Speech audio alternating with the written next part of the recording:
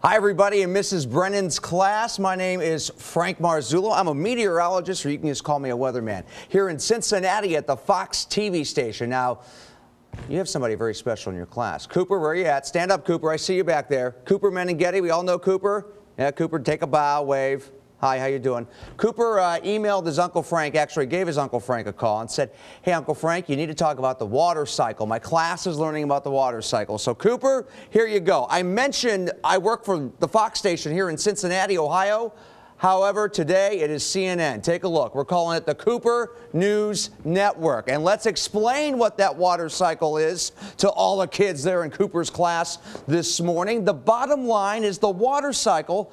Well, you've got three things actually. Remember the word ation, the end part of ation. So you have evaporation, you have condensation. Now, condensation is when the clouds form. So evaporation, you don't see it happening. The clouds form, it's called condensation, and then you get precipitation.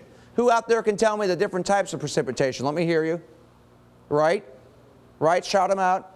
You've got snow, rain, sleet, freezing rain, okay? So here's how it breaks down. Here's how the cycle works. You know, at home, a lot of times, I know Cooper's mom, they like to drink the skim milk, right? You have the big organic milk there in the plastic containers. You throw those in the recycle bin, and then they come back later as a paper cup or a piece of paper that you're writing on. Well, the cycle works very similar. Things are recycled. So you start with the evaporation. That's all the moisture that's in the ground, okay, in the soil and in our water, like Lake Erie, just to the north of you. Well, what happens is all of that water evaporates into a gas. You don't see it going up.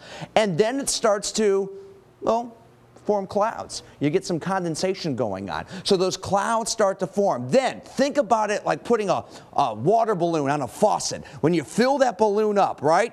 The evaporation's the water going into the balloon. You can't see it, but that balloon gets bigger and bigger and bigger, just like the clouds are getting bigger, and then pop. Yep, you can't hold anymore, and you start to get the precipitation. And depending on what the temperature is, if it's 32 or below or 30 or above, you're going to have rain, snow, or even sleet. Then all of this water and precipitation goes back into the ground, and thus you get the cycle again. The evaporation, the condensation, and then the precipitation. Okay. Do we understand? Do we have it down? Mrs. Brennan's now going to give you a quiz. Everybody gets a quiz.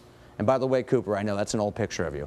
But he doesn't like his picture taking kids, so don't take Cooper's picture. The paparazzi follows him.